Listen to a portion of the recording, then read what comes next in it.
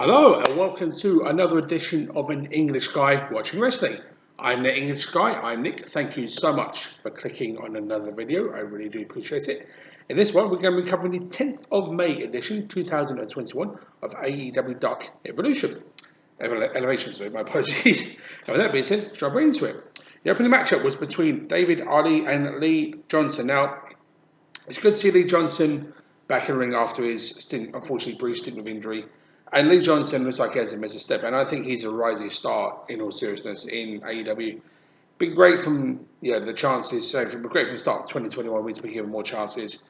No longer a part of the losing side of AEW. Now, of course, on the winning side and part of the factory. Sorry, not my factory. I always say the factory and the Nightmare Factory. The Nightmare Factory. There's a little feud between Factory and Nightmare Factory, but the Nightmare Factory has produced a very good wrestler in this guy. I think he's really got star potential, and I think one day if he keeps on going the way he's going, he's going to go further and further.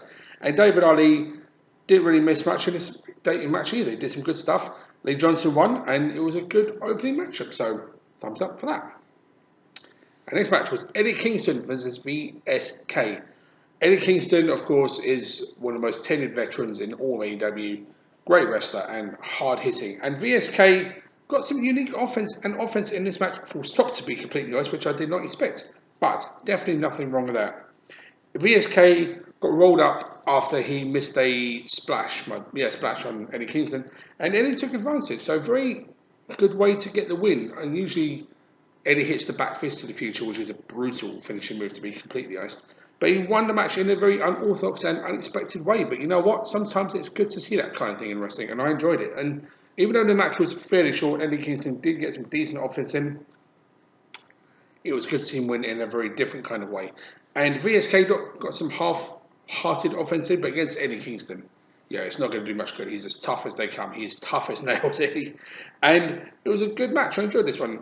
And a good way to end it, because it's one I didn't expect. So, thumbs up to that.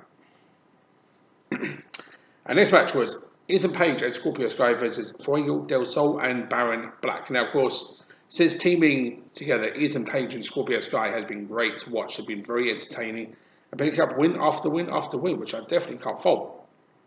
And they are entertaining as you could possibly get. Ethan Page, all ego Ethan Page is such an amazing character. And of course, Scorpio Sky is really good too. And they just work as a tag team. They really do. And Fuego del Sol, I wanted to get his first win in AEW so bad because I love Fuego. And Baron Black, and they didn't get much offense in this match, to be completely honest.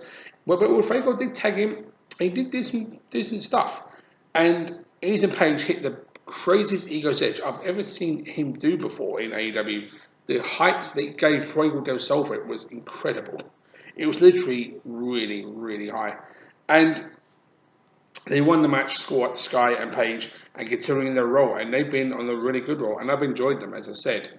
They've been entertaining, very good wrestlers, 10-year veterans, and of course now a tag team, which it works. So I definitely can't fault that. So thumbs up for that, and thumbs up to all four men. And next match was Thunder Rosa versus Renee Michelle. And I can't say, maybe apart from Tate, can't say that there's been a faster rising star in the women's division in AEW in 2021 than Thunder Rosa. Of course, had that fantastic lights out match with Britt Baker. And she's been on a roll ever since, and she continues to roll in this win against Renee Michelle. And even though it wasn't the longest match, Renee Michelle did get some decent offense in. And yet again, Thunder Rosa doing something unique. Usually she does a very unique Thunder Rosa driver, that's called. I think it's called, my apologies. I think it might be the Thunder driver. And that being said, she won the match in a very unique submission move. And again, more adversity and diversity to this skill sets in the ring. And I enjoyed it. I really did enjoy it. And even though it wasn't the longest match, Thunder Rosa again proved that she's just that good. And Renee Michelle did get some offense in, but the match and the night belongs to Thunder Rosa. So thumbs up for producing something a bit unexpected. So I'm all for that. And AEW Dark Elevation has been doing that recently. It's been bringing out some more different kind of offensive maneuvers, different things from wrestlers. And it's just a progression of what they can do. So definite thumbs up to that. And thumbs up to Thunder Rosa and Renee Michelle. The next match was Chuck Taylor versus Rory Morales. Now, Chuck Taylor, what else can you say about part of best friends, most perhaps aside from Dark Elevation, the most beloved faction in all of AEW. And even though it wasn't the longest match, Rory Morales did do some decent things in this match, and I do rate Rory Morales. I think he's really, really good. And it was good to see Chuck Taylor getting the win with the awful waffle, or as he used to call it, the Omega Driver. I don't think he can call it now these days because of Patrick Kenny Omega. But him when I haven't seen him use that move for quite some time, but to see him get the win, that was actually kind of cool because it's a devastating finish. If you've ever seen it, you will know it's one of those devastating finishes in wrestling, and he's been using it for a long time to good effect, and did it here obviously with the win. So thumbs to that, and thumbs up to what was a short but entertaining match. I enjoyed this one. And this match was Layla Hirsch versus Danny Jordan. Now, of course, Danny Jordan had her best performance in AEW to date recently against Carrigan King, against Layla Hirsch, who has been on a roll since being part of AEW, and of course, such a great women's wrestler. And she can go, as I've said before, she's so good. And her winning the match was the right call, I think. Even though Danny Jordan, I think, is starting to show a bit more of what she can do. I mean, she obviously did that against Carrigan King, as I mentioned, which was a cracking match. But Layla Hirsch, my apologies, did get the win with armbar in a good match. Short match, but a good match. Layla Hirsch winning was the right thing to do, I think, continue her momentum. So, thumbs up to that. Next match was Matt Sydal versus Manny Smith. Now, of course, Matt Sydal, I've put him over many times as one of my favourite wrestlers in the last 15, 20 years. I think he's amazing and has been since I've seen him. Continues to be so good in AEW. And against Manny Smith, who was making his debut, the Lightning Spiral did get the win for Matt Sydal in fairly quick fashion, I will say that. But, anytime we can see Matt Sydal wrestle is a good thing for me. So I can't fault that. So definite thumbs up for that. And next match, I believe, was the shortest match on the show, actually. Jade Cargill versus Reka Tahika. And, of course, Jade Cargill, since debuting, has looked like a star. Looks like she's belonging in that ring, and yet she's only had a number of, I think, less than 10 matches. And she belongs in the ring. She's a star, no other way to say it. Like I said, she won with the Jaded, which is the Grand Slam, in incredibly quick fashion. So there you go. It's a very, very quick squash match. Jade Cargill winning, and she's continuing the momentum, which I definitely can't fault because she's on a roll. And this match was Dean Alexander and Dennis McQueen versus Matt Hardy and Mark Quinn. Now, I give credit which due to Matt Hardy. He's produced a very entertaining, funny faction with MHO, and he has actually done something very funny. But Mark Quinn wrestling in street clothes. And they don't usually do that, but very flash street clothes because obviously of the whole Money Matt Hardy situation, putting with those two. And even though it wasn't the longest match, it was a fun tag match, and Matt Hardy and Mark Quinn winning was, I think, something everybody expected.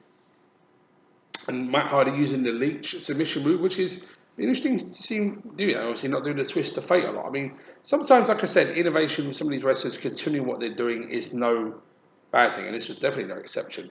And obviously, Matt Hardy winning was something I think everybody expected, the right call. So getting the submission was the right call. So thumbs up to that, and a thumbs up to what was a fun tag match. And this match was Britt Baker versus Rachel Rose. And yet again, Britt Baker being, I think, more or less at the moment, the workhorse of the women's division, is now, of course, the number one contender. Will face Hikaru Shida at Double or Nothing.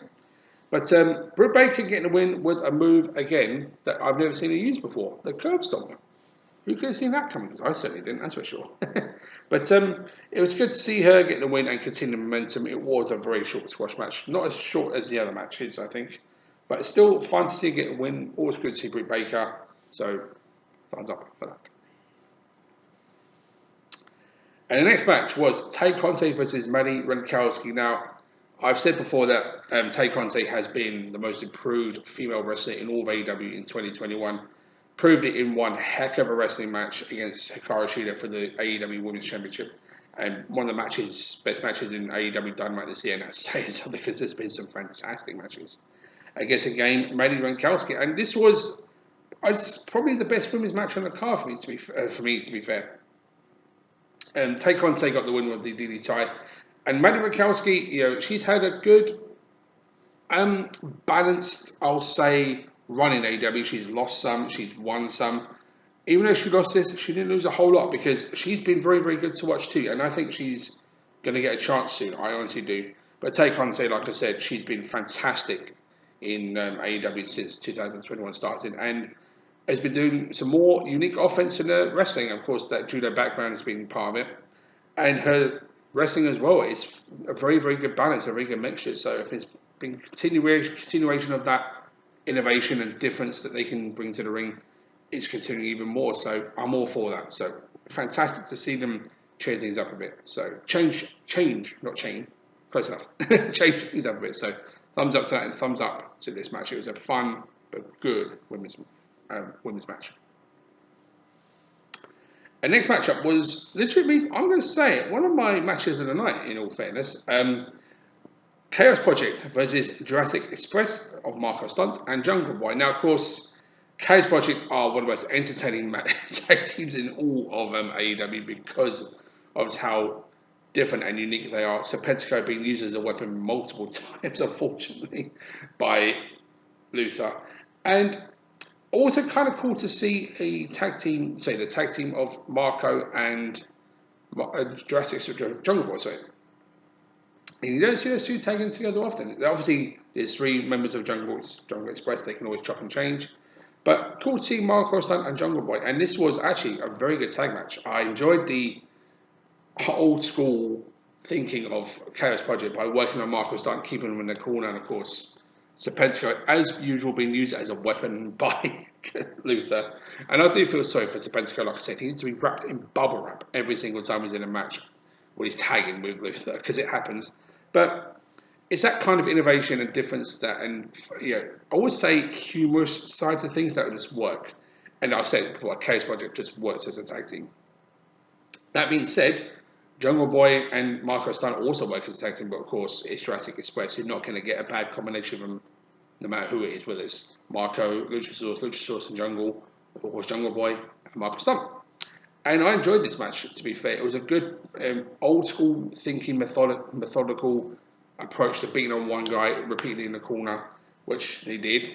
And then once the tag was made, Jungle Boy came in, and Jungle Boy, it has been said before, one of the most reliable performers in all of AEW, and has had more matches in AEW than anybody else. So I can't fault the effort and everything he does. He's been fantastic. And this was a good, hard-hitting match, some good offense from everybody involved, and it was really cool to see Marco get a chance like this in AEW, because Marco hasn't had a match like this for a while. But you know what? I'm all for that, because I really love Jurassic Express, but also really love Chaos Project, to be fair. But I enjoyed this. It was a really good tag match. Old school approach, and it worked. But Jurassic Express winning was the right call, I think. So I enjoyed it. And a very unique finisher. Again, speaking of innovation from Jurassic Express, which I don't think I've seen them use before. Sort of like a carry into an over-top cutter, or twisting cutter. As I said, innovation, continuation. That's what I is. So just to say that. And I'm all for it, and I really enjoyed it. So fun tag match. I enjoyed this one a great deal. So definitely a thumbs up. A really good match.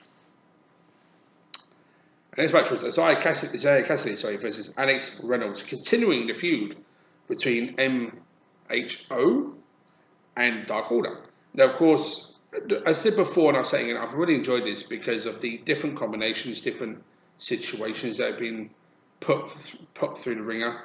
And it's continuing on, and I've really liked it.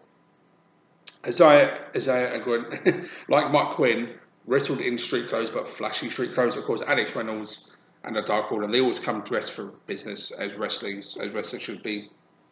But this was a good match too.